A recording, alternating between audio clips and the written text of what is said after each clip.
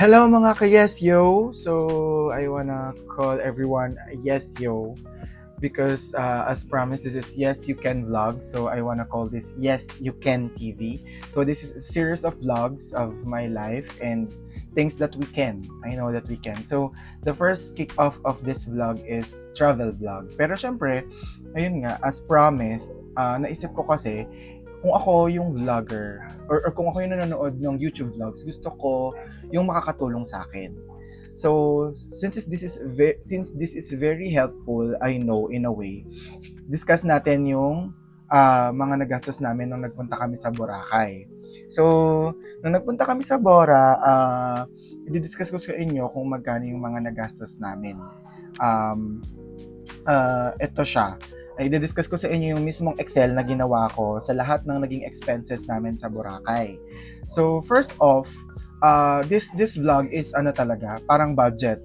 Kumbaga kung magkano yung nagastos namin nung nagpunta kami sa Bora, i-share screen ko na lang ito. Bali, ini-screen record ko naman this from my laptop. So, after ko i-discuss ito, I will give tips kapag ka nasa Boracay na kayo kung paano kayo mas makakatipid kapag ka nandun na kayo sa Bora. So, ito yung mga nagastos namin sa Bora. So, this is being screen recorded. So, ayan. So, this one, ito yung mga naging present expense namin during bago pa ako mag-book sa Bora. So, I think May ko to na-book, mga May katapusan, mga May 29 or 30. Papakita ko na lang din yung screenshot sa inyo. Pero, ayan siya. Sa yung una kong na-book is yung aming ticket na worth 8,222. So, this is divided by 4. So, nasa 2,050 siya each person. So, ang tipid na. Kasi, actually, kapag nag-book ka, magagawa ka ng separate vlog kung paano kayo makakapag-book ng mura sa Sebpak. So, ayun, limutan ko pala. Sa Sebpak ko ito binook. So, this is book sa Sebpak. Tapos, ayun, this is book sa Sebpak, tapos seat sale ko siya na book kasi ang normal prices niyan is around 5,000 or more. Kasi kaya ko rin to bigla ang na-book kasi nung mga una-unang nagtitingin ako ng booking, umaabot siya ng 20,000, apat kami or 5. So ang mahal. Tapos nung nakita ko nag-down siya into 8,000, binook ko na siya agad. Tapos gagawa din ako ng separate vlog kung paano kayo makakapag-book, ano yung mga kailangan nyo kapag magbo-book kayo. Siguro mga ayan. Tapos, ito yung una kong binook ng around May. Itong 8,200. Ayan, sa credit card ko to binook. So, importante din na may credit or debit card kayo pag nagbo-book kayo sa Sebpak. Tapos, this one is na-book naman namin ito sa La Carmela. This is sa La Carmela de Boracay. So, this is actually pangalawang booking ko na nga ito eh. So, gawan na lang din to natin ng separate vlog magkasama sila dun sa Sebpak. Alam ko meron pa akong na-book na parang 12,000 lang. Kaso kinancel ko yun kasi nga hindi ako sure na matutuloy kami. So, parang nagkaroon pa ako na may chance pa na makakancel kami. So, ayan. Ayan siya. Yan yung mga pre-expenses ko bago kami mag-Bora. Tapos umabot yan ng 21,000 to 21,100 ganyan. So, ayun. Isa sa mga tips ko with this vlog is agahan nyo nang mag-book para itong 21,000 hindi nyo na siya indahin. Kasi isipin nyo, kung isasabay nyo to sa booking nyo ay sa gastos nyo prior nang malapit na dun sa mismong travel date ninyo. So, may stress kayo kasi sabay siya sa gastos. So, ito May pa to, tapos yung ano namin is September 8 to 11 pa. So, hindi ko siya ganong ininda. Inisip ko na lang, wala na yung 21,000 na yun. So, i-less na natin siya sa gastos. So, hindi ko na siya iniisip na magagastos ka pa during sa Bora. Tapos, bukod dito sa La Carmela, meron akong ginawang tipid version. Ito kasi yung mismong ginawa kong ano namin. Ito yung mismong magastos version ko. So, nung unang punta namin sa Boracay, meron kami nila Jeric, nagstay kami sa La Carmela. So, sa La Carmela, nagtanong ako, i-upload ko na lang din dito yung page nila, meron sila La Carmela de Boracay. 1,000 for 2 persons, tapos 2,000 for 4 persons siya. Wala silang deluxe room eh, parang normal staycation room lang talaga siya. So, this is around 2,000 pesos for 4 persons na per night. So, kung 3 nights kayo magstay, 6,000 lang magagastos nyo. Imagine guys, 6,000 pesos lang. Kaso, ang problema dito, wala tong free breakfast. Kasi dito, sa La Carmela, free breakfast na ito, buffet breakfast ito. So, ito, naglagay ako ng budget for breakfast. So, for example, 150 per person natin. So, sa 4 person, 3 nights and 4 persons, 800 yung magagastos ninyo. So, total of 6,000 lang siya compared dito sa 21,000 ko sa total. So, per person, gagastos kayo ng 2,000 lang, tapos 3,000 kapag yung medyo magastos na version. So, naging problema ko kasi sa La Isla Bonita, ayan, La Isla Bonita ito nung nag-book kami nila Jeric dyan. Kasi ang reason namin nung unang book namin nila Jeric dyan is di naman kami ganong magstay doon sa hotel, sa Station 3 ito. So, or sa inn. So, more on mag-explore kami ng activity sa labas. Hindi na namin ganong ginandahan yung hotel. Kaya lang ang naging problema ko dito, natitigasan ako sa kama, sobrang tigas talaga. So, yun, syempre ayoko namang pahigain sila mama sa matigas na kama. So, I decided to book sa medyo mas magandang hotel. Ayan, so sa La Carmela na pinaka-budget friendly na hotel, next to Piccolo Hotel. So yan yung binook ko. So 3 nights na po yan and 4 persons and 2 rooms yan ha. Yung 12,900 na yan ay 2 rooms. Sa 2 rooms, 4 days, 3 nights po kami. Tapos kasama na yung pre-breakfast. So malaking tipid na rin. At saka comfort din. May hot water dyan. May hot water yung shower nila. Tapos meron pang inuminan. May water dispenser sa labas. So dala na lang kayo ng tubigan or tumbler.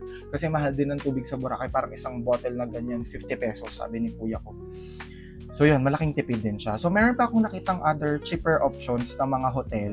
So ito yung Escorel Inn. Nakita ko siya sa Agoda. So gawa na lang natin yun ng separate vlog if interested kayo. Gracias Inn tsaka Ati Lodge Boracay. So ang range niya ay nasa 4,000 to 6,000. 4 persons na to. 4 days, 3 nights yan. So, ang laking tipid na niyan. So, ayun nga, ulitin ko lang, ang ko sa inyo, comment ko sa inyo, or suggestion ko sa inyo, i-book nyo to early. Kasi kung hindi kayo makakapag-book ng early, mas mahal na siya.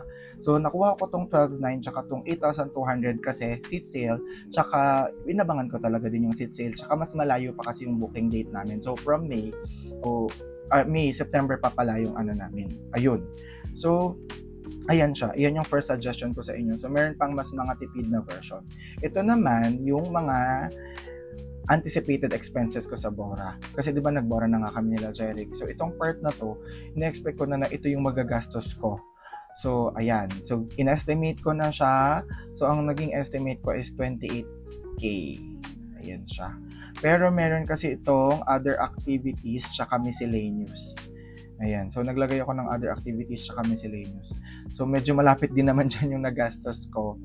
Pero, ayun. Thankfully, Lord, thank you po kasi nadala ko yung family ko sa Boracay. Ayan. So, ito na yung mismong Excel na itatry ko din i-upload sa YouTube vlog ko. Na mismong nagastos ko during our Boracay stay. So, ito. Ayan. So, resume tayo sa actual expenses. So, ito yung mga naging actual expenses ko namin during our stay in Bora. So, separate na natin yung sa booking ng hotel tsaka nung sa flight. So, ito yung naging mismong actual expense namin. So, since 5 a.m. kami bumiyahe nila mama kasi parang in-estimate namin na parang 4 hours to 5 hours yung travel. So, gusto na namin na maging mas maaga kasi ma-delay kami sa flight. So, ang biyahe pa naman namin ay parang 11:30 pa or 10:30, parang ganon, or alauna. Pero maaga na kami nagpunta doon. So, travel papunta, since hindi naman na kami bumiyahe mula dito sa Mariveles, papunta sa terminal. So, wala na kaming tricycle na sinakyan kasi nga 5 a.m. kami bumiyahe. So, nag-start na yung travel namin sa Genesis. So, ang Genesis pabala nga ay 110. So, 4 kami, ako, si Mama, si Kuya, tsaka si Ate Jane. So, kasi umuwi muna sila Kuya dito from QC. So, dito na kami sabay-sabay na kami nanggaling. Kasi baka pag nanggaling pa sila sa QC, so ma-delay pa sila. So, eto, 4 person siya, so 440. May minus to, pero hindi ko na dineduct yung sa card ni Mama kasi merong PWD card si Mama since dialysis patient na siya. So, 440 yung gastos dito. So, dun sa pamasahe. So, nag-breakfast din kami sa Jollibee kasi nga sobrang aga namin. So, parang nagkaroon kami ng 15 to 20 minutes break nung nagpunta kami sa Balanga kasi ang travel namin is Mariveles to Balanga.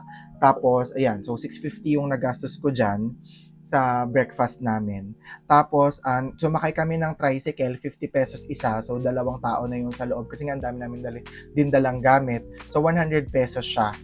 Tapos, sumakay kami ng UV mula Balanga papunta ng main gate ng Clark. So this is 180 siya isa times 4. So ayan, 720. Tapos Grab from main gate to Clark Airport. So si Kuya ang nag-book nito, pero syempre ako din nagbayad. So 300 siya. Tapos nagpabili si Kuya ng kape sa airport. Tapos ayun, 160. Kung mapapansin nyo pala, yung mga naka-highlight dito sa side na to, yung mga naka-green, iyon yung parang persahan or dapat yung gastusin. Pero yung mga naka-yellow, yun yung parang optional nyo nang gagastusin. Kaya dito sa tipid version, ito yung tipid version eh. Ito from, yun, so nag-travel na kami, nag-boarding na kami, tapos ito na, tricycle ride na to from airport to Pierport. So, 75 pesos siya isa. So, apat kami, 300. 300 yung nagastos namin dito. So, ayan, 300 pesos. Tapos, pagkadating nyo doon from tricycle, kasi pagkababaan nyo doon sa vlog namin makikita nyo, may tricycle na sasakyan. So, dalawa lang din kami doon sa isang tricycle. So, dalawang tricycle yon. Ngayon, basta 75 ang babayaran nyo isa since marami kaming dalang gamit. So, pagkadating nyo doon sa port, sa parang jetty port or nila doon, Pierport, so meron kayong babayaran na environmental fee, terminal fee, tsaka boat fare. So, itong tatlong to. So, since apat kami, times nyo lang yan lahat sa 4, ito siya. Ayan, yan yung binayaran namin lahat papunta. Tapos, may minus din dyan yung PWD card ni Mama. Parang from 150, 120 na lang siya. Yung boat fare lang yung walang bawas. Yung environmental fee tsaka terminal fee, meron silang deduction for PWD and seniors. So, ayun, better yet, dalhin nyo talaga yung ID nyo kasi magagamit naman siya kahit paano makakatipid. So, sa tricycle ride, nag-express kami, 186 pesos. Pero ito, kaya nyo tong tipirin. So, bawasan natin to. Ito kasing part na to, tipid version. So 15 pesos lang talaga to isa. So, 15, 15, 30. So, 60 lang talaga to. Kaya yan ng 60 pesos kasi kami, sumakay lang kami ng Tricycle Express pagdating doon sa port kasi may nag-offer sa amin kasi iniisip ko ang dami namin dalang gamit para mabilis. So, isang e-trike ito, nakasya naman kaming lahat kasi malalaki yung mga e-trike sa Boracay. So, ayan, kaya nyo pang tipidin yan ng 60 pesos lang. Basta wag kayong sasakay doon sa Travel Express. Dire-diretso lang kayo, tanungin nyo lang, saan po yung sakayan ng tricycle na for sharing? Kasi usually, ang sinasabi ng mga tricycle driver doon, isang biyahe po. Pag isang biyahe kasi 100, pero tanong nyo lagi for sharing, makakatipid kayo. Hindi naman sila masungit. So, pag sinabi nyo naman for sharing naman talaga siya. Tapos kumain kami, as nakita nyo dun sa vlog. So, sa Andox, yung first meal namin, 567. Pero, ayan, kaya yan ng 400 pesos lang. Itong tipid version. Kaya may tipid version dito sa side na to. Ito yung mas kaya nyong tipidin, yung version ng, ayun, kaya nyong magtipid. So, kaya siya as mas tipid. Kasi pag galing ka na sa Bora, kagaya last year, galing na kami sa Bora nila Marge, saka nila Jeric. So, alam ko na kung paano makakatipid. Parang ganun. May idea na ako kung paano siya tipidin yung expenses. Tapos, picture sa Bora Castle Sand, syempre ito, 20 pesos siya isang tao. So, 80 pesos. So, syempre, mag-picture naman kayo dun sa Bora Sand. I-go nyo na yan. Makapag-picture kayo dun sa castle, dun sa Bora. Araw-araw may gumagawa niyan. Kahit sa gabi meron yan. Tapos, dinner at seafood court sa Dampa. So, since nag-request sila kuya na kumain kami ng oyster, ang masarap naman. So, sulit naman. So, ito, naka 1-1 ako dun. Tapos, boat island tour nila kuya. Kasi nung umaga, nagdialysis si mama, sinamahan ko siya. Papunta doon sa St. Gabriel kasi dala-dala ko yung mga documents niya. Ayun, gagawan din natin ng separate vlogs yun kung paano makapagpa-dialysis doon. Kung paano yung step by step na ginawa namin para kung dialysis patient kayo or may kilala kayong dialysis patient na friend or dialysis patient ang magulang ninyo, pwede kayong magpunta doon ng matagal. So yun, gagawa natin ng separate vlogs yun. Doon siya idadialysis. Tapos, since ayun nga sinamahan ko si mama sa dialysis, sila kuya, ah, nag-boat tour sila, boat island tour sila nila ate. So naka 1/8 kami doon, dalawa sila. Ako kasi sinamahan ko nga si mama. Tapos 11:30 yon yung kay mama. Tapos nag-lunch kami nila mama nung umalis na sila kuya. Kasama na kasi yung lunch dito sa boat island tour nila kuya. May lunch na tong kasama. Ayan, buffet lunch din ito. Tapos nung nag-lunch kami ni mama dun sa vlog, 450 yun yung nagastos ko. Tapos pamasahe sa St. Gabriel, ito papunta na to kami sa Bora, ay sa St. Gabriel pala, sa dialysis center ni mama. So itong mga to, ito ay expenses sa dialysis ni mama. Ito pamasahe sa St. Gabriel, 100 pesos. Kasi nung una akala ko sobrang layo. So pwede na kayong mag 15 pesos na lang, for sharing na lang. Kasi nung una akala ko malayo siya, baka matagalan kami kasi medyo na-late na kami nun ni mama. So nag-isang biyahe ako, so 100 siya. Kasi ang isang biyahe lagi sasabihin sa inyo lagi pag alam na turista kayo 100. Pero pag sinabi nyo naman for sharing po, sa sharing po kami, wala namang sasabihin yung tricycle driver. So okay lang sa kanya, sharing 15 pesos yun, isang tao. Sa gamot ni mama, nagpabili siya ng 144, yung Carbidolol, yung Pande Boracay, na namili ako worth 200 pesos. Tapos may binili din ako sa Budget Mart na halagang 110 pesos. Tapos naglakad kasi ako nun papunta ng hotel. So pabalik, namasahe ako, pamasahe pa St. Gabriel, 15 pesos. Tapos yung chinarge lang sa amin sa dialysis ni mama is 150 pesos instead of 1,500 tsaka 150. So gagawa natin ng separate vlogs yun. Sobrang grateful kami sa St. Gabriel, nakatipid kami doon. Tapos nag-dinner kami sa Astoria. Ito, 577 lang yung binayaran namin. Astoria is another story, pero some other time ko na lang siguro sasabihin yung kwento tungkol doon sa Astoria, doon sa dinner namin sa Astoria. Tapos land tour, 1,500 yung nagastos ko sa land tour namin nila mama. So this is for 4 hours na to. Usually sasabihin sa inyo doon sa Bora, 3 hours lang ipipilit ng mga tao doon sa White Beach, doon sa front beach na ay hindi po 3 hours lang po talaga yan kahit saan kayo magtanong. Pero ang naging diskarte kasi namin dito si Kuya Darrell, yung sinakyan naming tricycle sa express na sinakyan namin pala Carmela mula sa port hanggang pa hotel namin. Kinanong namin siya, Kuya Darrell, magkano po yung land tour? Sabi niya, ay sir, 1.5 po yung 3 hours, pero ako po pinipre ko po ng 1 hour. So 4 hours na po, 1.5 lang. So ang swerte namin, kinuha ko yung number ni Kuya Darrell. Kasi, ayun, tapos, nung nagtatanong nga kami sa beachfront, ayaw nilang pumayag, 3 hours lang daw talaga. So, si Kuya Darrell na yung kinuha namin. Kaya be friendly to your tricycle driver sa mga locals, kausapin niyo sila, mas makakatipid kayo kung gusto niyo talagang i-grab yung land tour. Tapos, itong sa DSLR shots sa Bulabog Beach, medyo nabudol kami dito. Pagtingin ko sa mga picture ng DSLR, ang papangit. Hindi sila talaga marunong kumuha. Parang, kaya pala ang dami-daming kinukuhang shot dun sa DSLR. Sabi niya pa, optional naman po kung kukuhanin, optional naman po kung ganyan-ganyan. So, kaya pala ang dami-daming shots kasi i-offer nila sa'yo ng 10 pesos isa. Tapos, overall, kaming apat, kasama yung magkakasama kami nila mama, 65 shots siya. So, 650. Sabi ko, ay, hindi po pipili lang kami. Sabi niya, sige sir, 400 na lang package. Tapos, akala ko dun sa camera, sa screen lang ng camera, pangit. Pagtingin ko, pangit pala talaga yung kuha. Actually, parang hiniram lang nila yung DSLR kasi hindi naman sila marunong mag-operate ng DSLR kung paano makukuha yung magandang shots. Ipapakita ko sa inyo yung mga sample shots dito sa vlog. Ayan, itatabi natin sa picture dito. Makikita nyo, hindi talaga ganun kagandahan yung shots. Inedit ko pa para maging mas maganda visually, appealing siya. So, wag nyo nang i-grab tong, kung magbubulabog beach kayo at magla-land tour kayo, wag na kayong kumuha ng DSLR shots. Kung may iPhone kayo, mas maganda pa mga shots sa iPhone, mag-iPhone pictures na lang kayo.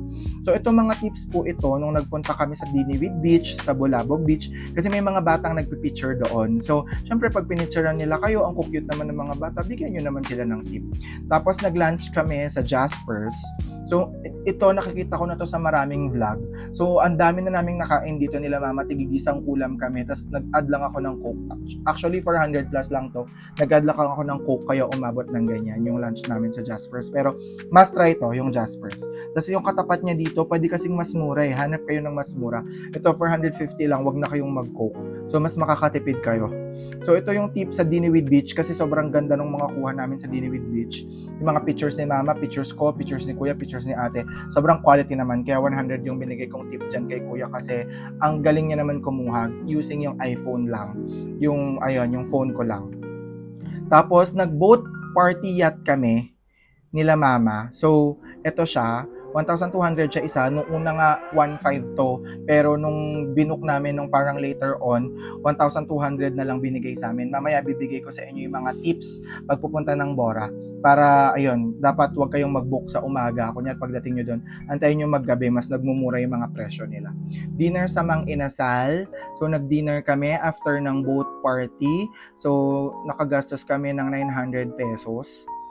Ayan. Tapos, kayak nila mama. Kasi, kinabukasan, pinagkayak ko sila mama. May kayak si kuya, si ate, tsaka si mama. Kasi ayoko naman na wala silang kayak shots. Kasi last day na to 4th day na to. So, pinagkayak shots ko sa kanila. After namin mag-breakfast sa La Carmela, kasi nga everyday pre-breakfast sa La Carmela, pinagkayak shots ko sila, tapos naligo kami nila mama sa dagat. Tapos after nun, yung namili na kami ng mga pasalubong. Tapos, sadly, nag-add-in luggage ako sa Sebpak kasi nadala nga ako sa Cebu.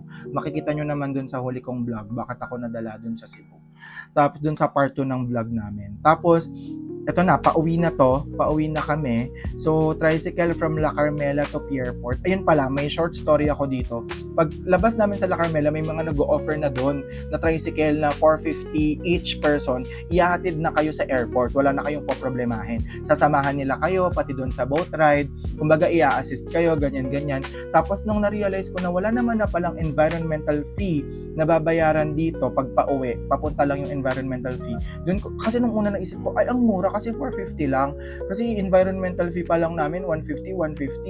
Environmental fee tsaka terminal fee 300 agad, tapos 350 agad, tapos kasama na yung tricycle 450. Tapos nung tinanong ko si kuya kasama ba yung may babayaran pa bang environmental fee? Wala na pala. So nung in-estimate ko, kikita sila sa amin ng 400 pesos kung ginrab namin yung 450 each. Kasi nung parang ayaw namin yung 450, in-offer nila ng 400 each na lang. So nung na-realize ko, kikita pa rin sila ng 400 pesos. So nag-DIY na lang kami nila mama. Sabi ko, hindi sakay-sakay na lang tayo. So tricycle from La Carmela to airport, 200 pesos. Pero sabi ni kuya, 150 lang. Kaya lang kinwentuhan niya kasi kami na medyo off-season daw, ang hirap gumarahe. So binigay ko na siya ng 200. Pero kaya niyo to ng 150 lang. Pwede yan kung nagtitipid talaga kayo. Medyo, from to Pierport, dun sa parang pinaka-Pierport nila. So, sa terminal fee, nagbayad kami ng 150. Tapos, boat fee na 50 pesos ulit. So, eto wala ng environmental fee, kaya pa uwi, medyo mas makakamura na kayo. Mas deducted na yung pamasahe ninyo. So, ito siya. Tapos, tricycle from Pierport to Port, 200 pesos. So, wag na kayong kasi ang ino-offer nila nung mismo dun sa may window, 167 pesos po each kapag po kasama yung dun sa boat fee. Kapag kasama na din yung tricycle, ang mahal pa rin. So mag-DIY, wag na sabihin nyo lang po, sa lang po, boat fee na lang po, hindi po kami mag-a-avail nung may kasamang tricycle para mas makamura kayo. Pagkain sa airport is 880 yung nagastos ko. Medyo mahal to kasi nasa airport kami. Alam niyo naman mga pagkain sa airport. Pero lunchtime na kasi yon. So parang 3 kasi yung biyahe namin. So syempre umabot na kami. Maaga kami na doon. Parang 11 nandun na kami. Or 10 something. Syempre magugutom sila kuya. So namili kami ng food. So grab from airport to Dau. Nag-grab kami. 350. Tapos, other unrecorded fare expenses, naglagay ako ng 400 pesos. Kasi hindi ko alam, baka may pamasahe ako na hindi ko lang na-record. Yan, so nilagay ko siya. Tapos, ito, kumain kasi ako nung sinigang na salmon nung nasa terminal na kami ng Dau. Nung si mama, nagpabili siya ng tubig sa airport na worth 70 pesos. Diyos ko kasi, nauhaw siya. Tapos namili din kami ng sito sa terminal. Tapos pamasahe pa uwi from Genesis from the to Mariveles. 289 siya isa times 4, so 1,156. Tapos, ayun. Nagbigay din kasi ako ng pamasahe kila ate, kay kuya, kay mama nung nagpa-HEPA profile siya. Tapos yung nagastos ko ng pasalubong. So ito ay 750. Ayan. So, iyan talaga ay lahat yung na gastos ko. 27,000. So, medyo malapit siya dun sa estimated natin kanina na 28,000. Ito yung estimated expense ko. Ayun, the anticipated expenses. Pero, kung i-deduce natin yung iba dyan, Halimbawa, alisin ko to. Kasi parang ito, optional naman na to eh. Kahit di na ako magpas. Tapos yung mga nagastos ko rin sa pasalubong. So kung i-deduce natin to, 23,000 lang talaga. 23,000 lang yung nagastos ko nung mismong actual day na. Tapos, pag sinama ko yung mga pre-expenses ko, ito siya. So, magiging 11,081 pesos each person yung magagastos ninyo. So, gagastos kayo overall ng 44,326 pero hindi yan mabigat. Kapag ka sinabi ko kanina, unahin nyo na ngang i-spend yung mga una nyong bayarin. Yung mga pre-expenses, bayaran nyo na yun. Tapos isipin nyo na wala na siya, hindi na siya kasama sa expenses. Para itong 23,000 na lang yung iisipin ninyo. Tapos kagaya nga nito, meron akong tipid version. Kasi itong dialysis ni Mama, ito, inalis ko yung mga ibang prices, tsaka nilagyan ko ng mas mura. So kagaya nito, yung nag-breakfast kami sa Jollibee, pwede naman kumain na kayo sa bahay or magbaon. So wag nyo nang isama sa expenses yan. So yung siya mga pamasahe, syempre hindi natin pwedeng alisin yan kasi pamasahe yan. Itong kape ni Kuya, inalis ko din kasi pwede naman wag na kayong magkape din. So dinner sa seafood, ito binabaan ko kasi ang laki ng nagastos namin dyan, pero pwede yan 400 lang. Gagawa din ako ng separate vlogs para sa namin sa mga fast food na pwede kayong makatipid. So ayan, St. Gabriel, ito yung buong dialysis ni Mama, wala naman kayong gagastos dyan. So 577 sa dinner, so magdi-dinner din naman kayo, so gastosan nyo na. Lunch as Jaspers, dinner at Mang Inasal, pwede na rin kasi kayong wag mag-activities eh. So kung hindi nyo i-grab yung mga activities, ayan, hindi ko siya nilagyan ng presyo. Yung kagaya nito, yung land tour, pwede naman kayong wag mag-land tour. So, pwede naman din kayong wag mag-boat party at. So, ang magagastos nyo lang overall is 10,150 kung aalisin natin yung ibang expenses. Kung baga gusto nyo lang talagang dalhin yung pamilya nyo doon. Tapos, plus yung i-plus natin yung murang hotel na diniscuss ko kanina. So, ito yan. So, makaka 6,500 lang kayo per person. Kaya siya. Kaya lang dapat hands-on ka talaga. Yun yung pinaka-key. Dapat talaga hands-on ka sa lahat. Kasi ikaw talaga magpa-plan ng lahat. Yun. Since ako nga kasi ay galing na ako sa Boracay, so ito yung inad natin doon, itong 16,000, dito sa tipid version. So, kaya siya, basta hands-on ka, ikaw lahat gagawa. Kaya naman eh, ikaw magbubook, ikaw asikasuhin mo lahat, makakatipid ka talaga. So you can bring your family at around 7,000 pesos sa Boracay. Kayang-kaya po, pag-ipunan ninyo, 7,000 each. Yun lang muna for this vlog, medyo mahaba na siya. So yun, i-part 2 na lang natin yung mga tips ko kapag nasa Boracay na tayo para hindi siya sobrang haba. Yun pa pala, no, dagdag ko lang. Kumbaga, mahirap kapag kumuha pa tayo sa booking. Kunyari, wala naman tayong masyadong malaking budget.